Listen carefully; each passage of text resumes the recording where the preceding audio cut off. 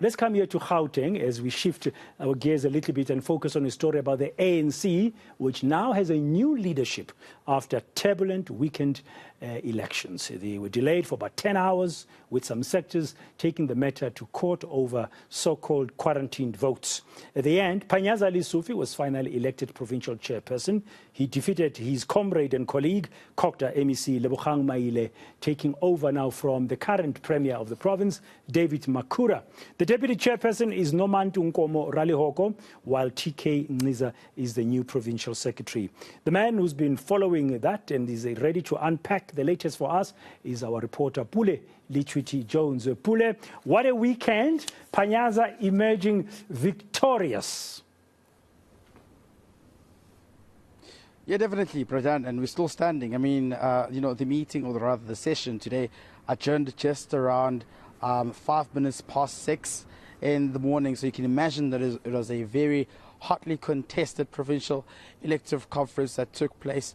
But at the very same time, like you said, Panyaza Lesufi emerging as the chairperson of the province, followed by Nomantu Ralihoko, who was previously the deputy secretary, now becoming deputy chairperson, deputy secretary rather becoming Tasmi Muntara, falling under the Lebogang Maile slate, and of course TK Nziza also there falling under the Lebogang Maile slate. One which was quite important is of course Musupie Murakana, becoming the provincial treasurer as well, who came in and was elected from the floor after Bandile Masuku had declined nomination. And when we speak to some of the guys that were saying that Bandile was not wanting to contest because he didn't want to divide votes and therefore abstained from actually participating in the nomination process. But, one must also realize that this is a mixed slate, but most importantly, a one that empowers women, because we have more participation of women in the slate, Britain. And most importantly, although the conference was muddied by challenges, like you say, such as disputes and, of course, issues of credentials, we did eventually get to the point of where we had to get to in terms of the top 5 leadership having to be elected. Just this afternoon, we were supposed to be interacting with them at 2 p.m. for a briefing, but that's been postponed. And I tried to engage with some of them, and most of them are citing issues such as being tired, and it's understandable. And they're saying that they'll be ready to speak to the media as from tomorrow. Yeah, it was a marathon. I was checking Panyaza Lesufi's WhatsApp profile picture. He updated his profile picture today to put himself there standing victorious. And there are these 3 words. I'm looking at it now, and there are these 3 words there.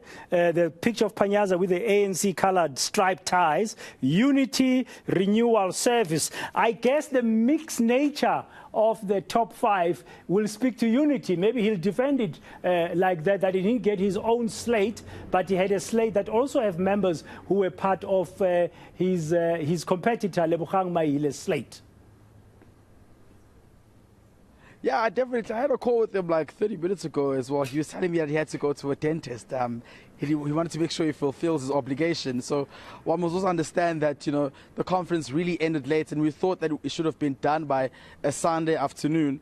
But, just to go back to what you're saying, Pretend, they really, really need to unite. I mean, you listen to the political organizational report delivered by David Makura, and he specifically says that they're declining in terms of votes, and most of their constituency is being blared to the coalition government, which includes Action SA and DA.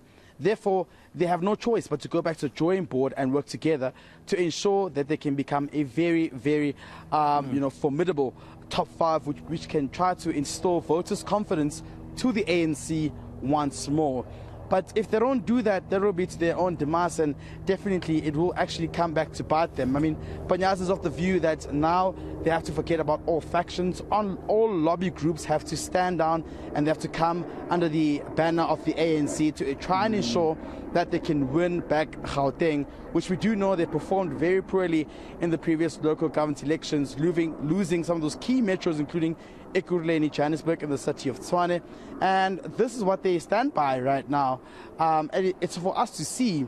But going forward, also crucial, Britain, that has to be mentioned, is that we're expecting the Provincial Governance Council that's expected to sit this week, which will speak to the additional nominations as well.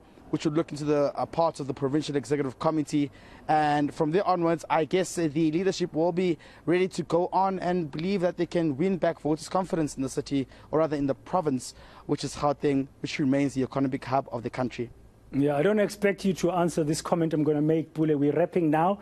The road to December is going to determine which leader the Gauteng province of the ANC is going to back come December for elections. And of course, that will determine how they fare in 2024 general and provincial elections of the country. Thank you very much, Pule Letshwiti-Jones, just giving us a sense at the end, of course, in the early hours of this morning, of the ANC's Gauteng Provincial Elective Conference. Panyaza Lesufi is now the chairperson of Gauteng.